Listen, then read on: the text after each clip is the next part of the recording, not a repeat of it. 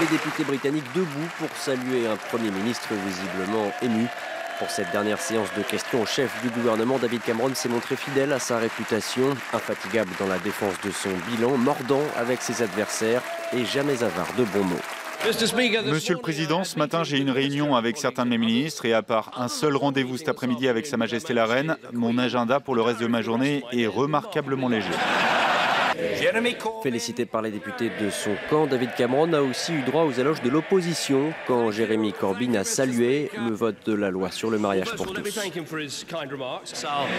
J'oublierai jamais ce jour au 10 Downing Street. Un homme qui travaille près de la porte d'entrée m'a dit « Monsieur Cameron, je ne m'intéresse pas vraiment à la politique, mais grâce à ce que vous avez fait, j'ai pu me marier le week-end dernier avec la personne que j'ai aimée toute ma vie. J'ai vécu de nombreux moments incroyables dans mon métier, mais ça c'est l'un de mes préférés. » Interrogé sur le Brexit par un député écossais, le Premier ministre a livré les conseils qu'il a donnés à celle qui s'apprête à lui succéder, Theresa May.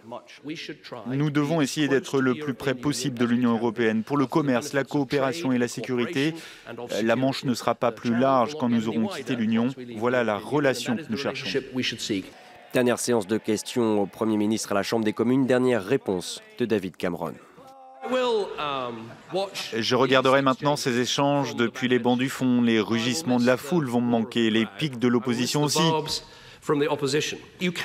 On peut arriver à beaucoup de choses en politique. Au final, le service public, l'international, c'est tout ce qui compte. Rien n'est impossible quand on y met son esprit. Après tout, comme je l'ai déjà dit un jour, j'ai moi-même représenté l'avenir. Après 6 ans passés à la tête du gouvernement britannique, David Cameron passe la main, défait par le résultat d'un référendum qu'il avait pourtant lui-même promis d'organiser.